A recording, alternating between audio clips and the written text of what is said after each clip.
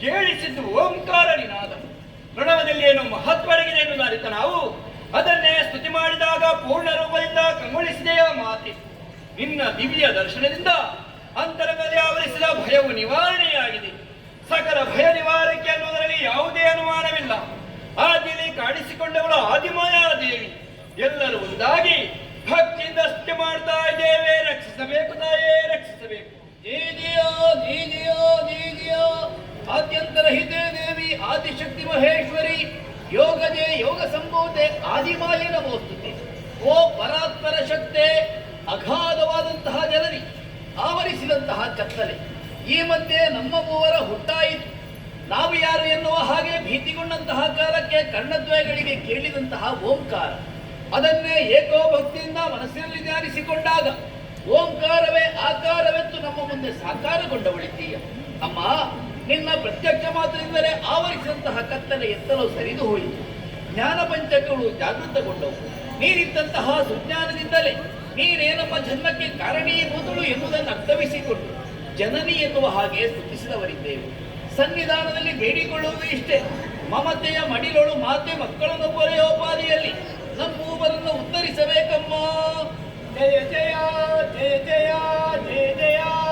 ಹೇ ಮಾತೆ, ಹುಟ್ಟಿಕೊಂಡಾಗಲೇ ಅನಾಥ ವೃತ್ತಿಯನ್ನು ಕಾಡುತ್ತಾ ಇದ್ದು ಅರಿಯದ ವಿಚಾರವನ್ನು ತಿಳಿಸುವನು ಯಾರೆಂದು ಹುಡುಕಾಡ್ತಿರುವಂತಹ ವೇಳೆಯಲ್ಲಿ ನಿನ್ನಂತಹ ದಿವ್ಯ ಸ್ವರೂಪವನ್ನು ಕಂಡೆವು ತಾಯಿ. ಹುಟ್ಟಿಗೆ ಕಾರಣೀಕರ್ತರು ನೀನೇ ಎಂಬುದಾಗಿ ಭಾವಿಸಿಕೊಂಡಿದ್ದೇವೆ. ಅಜ್ಞಾನದಲ್ಲಿ ಇದ್ದಂತಹ ನಮಗೆ ಸುಜ್ಞಾನವನ್ನು ಇದ್ದವಳು ನೀನೇ ತಾನೆ. ಹಾಗಾದರೆ ನನಗೊಂದು ಗುರಿ ಬೇಕೆನಿಸಿದೆ, ಅದನ್ನು ಕೊಡಬೇಕಾದವನು ನೀನಲ್ಲದೆ ಅನ್ಯರು ಯಾರಿದ್ದಾರೆ ತಾಯಿ? ನಮ್ಮನ್ನು ಎದು ತಮ್ಮನ್ನು ಉತ್ತರಿಸಬೇಕು. ಜಯ ಜಯ ಜಯ ಜಯ ಜಯ ಜಯ. ಹರಿ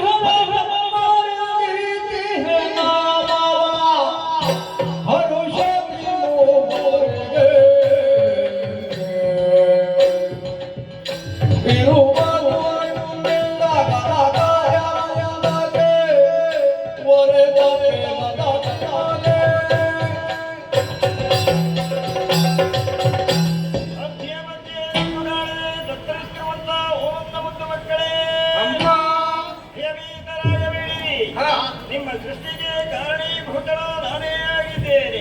ಜ್ಞಾನವಿಹೀನನಿಗೆ ಸುಜ್ಞಾನವನ್ನು ಕರುಣಿಸಿದ್ದೇನೆ. ಮಕ್ಕಳೇ, ನಿಮ್ಮನ್ನು ಮುಂದೆ ಲೋಕವು ಗುರುತಿಸಬೇಕಲ್ಲ. ಮಗನೇ, ರಕ್ತವರ್ಣದಿಂದ ರಂಜಿಸುವಂತಹ ನೀನು ಬ್ರಹ್ಮ ಆಗಲಿ ತಾಯೇ. ಮಗನೇ, ಶ್ಯಾಮಲ ವರ್ಣದಿಂದ ಶೋಭಿಸುವಂತ ನೀನು ವಿಷ್ಣು ಪುನೀತರಾದ ತಾಯಿ. ಮಗನೇ, ನೇತ್ರಧಾರಿಯಾದಂತ ನೀನು ಮಹೇಶ್ವರ. ಇನ್ನು ಮುಂದೆ ನಿಮ್ಮಿಂದ ಘನಕಾರ್ಯವಾಗಬೇಕಾಗಿದೆ. ಏನಮ್ಮ ಅದು? ಹೋದ ಕಲ್ಪಾಂತ್ಯದಲ್ಲಿ ಲಯವಾದ ಪ್ರಪಂಚವನ್ನು ಪುನರಪಿ ಸೃಷ್ಟಿಸಿ ಪಾಲಿಸಿ ಲಯಗೊಳಿಸುವಂತಹ ಕಾರ್ಯ ನಿಮ್ಮಿಂದಾಗಬೇಕಾಗಿದೆ. ಅದಕ್ಕಾಗಿ ನಿಮಗೆ ಮೂವರಿಗೂ ಬೇರೆ ಬೇರೆ ಗುಣವನ್ನು, ಬೇರೆ ಬೇರೆ ಅಧಿಕಾರವನ್ನು, ಬೇರೆ ಬೇರೆ ಕ್ಷೇತ್ರವನ್ನು ದಯಪಾಲಿಸಿರುತ್ತೀನಿ. ಯಾವುದಮ್ಮ ಅದು?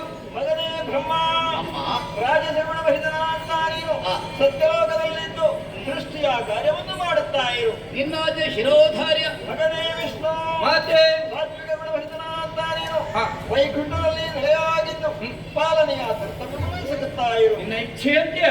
ಮಗನೇ ಮಹೇಶ್ವರ, ಮಾತೆ ತಾಮಸ ಗುಣಭರಿತನ ಅಂತ ನೀನು ಲಯದ ಕಾರ್ಯವನ್ನೇ ಸಗುತ್ತಾ ಕೈಲಾಸದಲ್ಲಿ ನೆಲೆಯಾಗಿರು. ಮಹಾಪ್ರಸಾದ ಇಷ್ಟಂತೆ ವ್ಯವಹರಿಸಿ ಮಕ್ಕಳೇ ಮುಂದುವರಿಯಿರಿ. ಅಮ್ಮ, ನೀನಿದ್ದ ಕಾಯಕದಲ್ಲಿ ಮುಂದುವರಿತಿರುವ ಹದ್ದೆಯಲ್ಲಿ ಎಲ್ಲಿಯಾದ್ರೂ ಕಷ್ಟ ಬಂದರೆ ನಾವೇನು ಮಾಡಬೇಕು?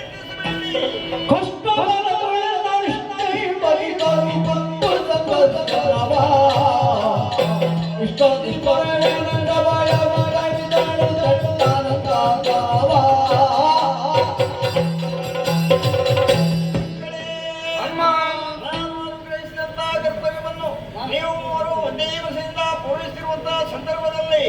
ಯಾವುದೇ ದುಷ್ಟಶಕ್ತಿಗಳ ಉಪಟಳ ತೊಲಗಾಡಿತು ಎಂದಾದರೆ ಕ್ಷಣೆಯಿಂದ ನನ್ನನ್ನು ಪ್ರಾರ್ಥಿಸಿರಿ. ನಿಮಗೆ ಮೈದಾರಿ ನಿಮ್ಮ ಕಷ್ಟವನ್ನು ಪರಿಹರಿಸಿ ಸುಖವನ್ನು ಒದಗಿಸಿಕೊಡ್ತೇನೆ. ಇದೋ ಅದೃಶ್ಯಳಾಗ್ತೇನೆ, ಅದೃಶ್ಯಳಾಗ್ತೇನೆ, ಅದೃಶ್ಯಳಾಗ್ತೇನೆ.